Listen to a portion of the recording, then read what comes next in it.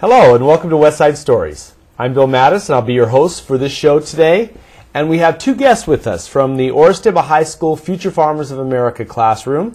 One is the FFA advisor, Carleen Skoglund, and the other is the department chair for the School of Agriculture at Orestimba High School, Lauren Stroud.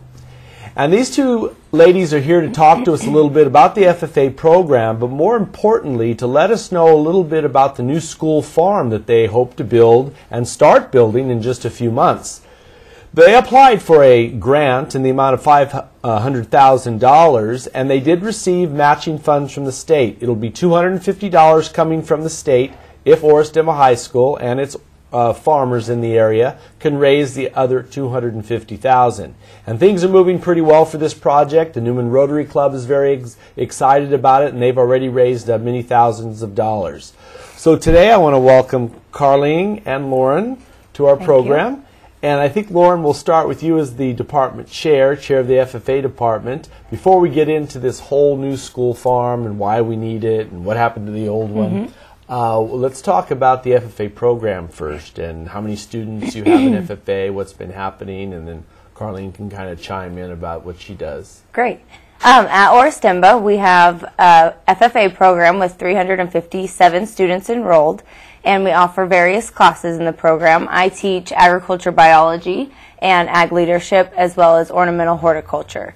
Carleen Skoglund teaches. And I teach a floral design class, ROP Floral, and then I also teach agriculture earth science. And we have a third teacher who isn't with us today, Jaime Rico. He teaches shop classes that range from wood shop all the way to advanced welding, small engines, farm power, various classes.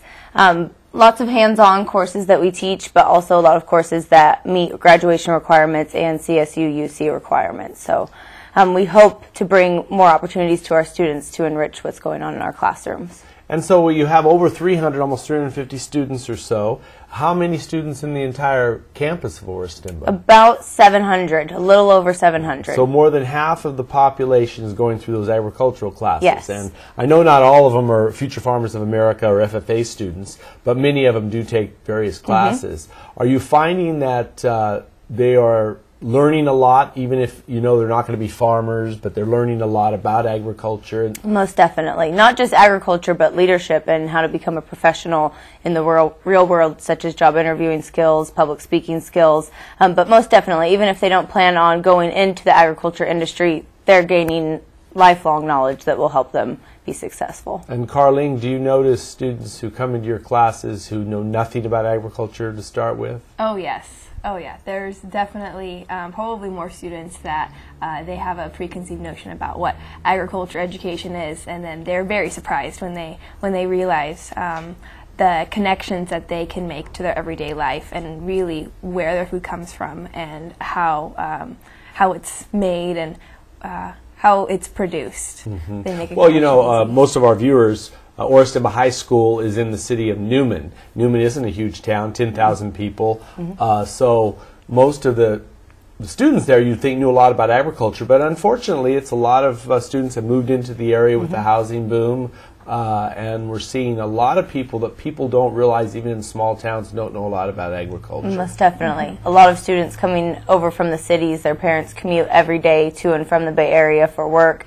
And students that have no backyard or no space to learn these skills. So it's up to us to provide that opportunity to them because they're eager to learn this stuff. They just don't have the space and capabilities at home to do that. So. Well, you kind of made a perfect segue getting into the space now, because I know your school, you have a lot of shop, places for shop. You do have a lot of ways to teach the students. However, I went through Orestimba years ago, many years ago, and there was a farm, there was an orchard, there were a lot of things, and maybe you can tell our viewers a little bit about what happened to that farm and why we're actually looking to build another one. Yeah, definitely. There are a few trees that remain from the orchard that was the school farm before, but the school has grown in size, therefore resulting in an expansion of the building. So 3 new buildings were put on campus and a huge parking lot, and 2 of those buildings have paved over what the school farm, or what was the school farm before. Fortunately, we do teach in one of those brand new buildings, so we have very, very nice classrooms, very nice technology in our classrooms through other grants that we've applied for. But we have no space to to have our students learning things like soils and fertilizers and that sort of stuff. So what we did have is now pavement. So we hope to develop on a couple acres that are back even further on the property. Yeah, and after our first break, we're going to talk a little bit about exactly what we're trying to, or what you're trying to do with the new school farm. But I'd like our viewers to understand what you've done there. Most of you are relatively young. You're excited about the program. We hope you stick around for many years.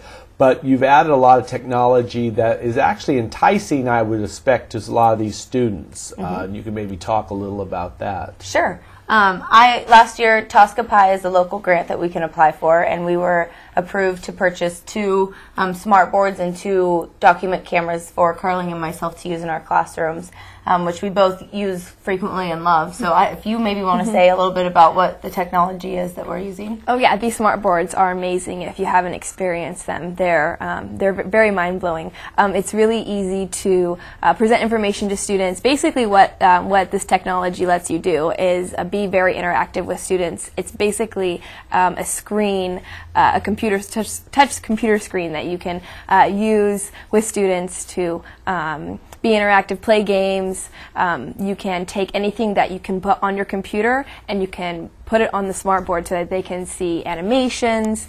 We also have document projectors and cameras that you can actually blow things up on, and they can see real time in the camera, and that you can do things like dissect a pig in ag biology, or for example, we dissected flowers to see the different flower ports in my floriculture class, and they could see all of that in great detail. So a lot of the students really like to use the technology every day. I use my smartboard every single day in class. And how big are these smart boards? I would say 5 by 4 maybe? Yeah, they're probably 5 feet or 4 feet across. So they're massive, to where a few kids can be up there at one time touching and moving things around and interacting. So very fun. You turn it on and they're immediately engaged. So it's great. You don't have to say anything yet, and they just stare at the smart board. So they're very, very great pieces of technology for us to have in the classroom.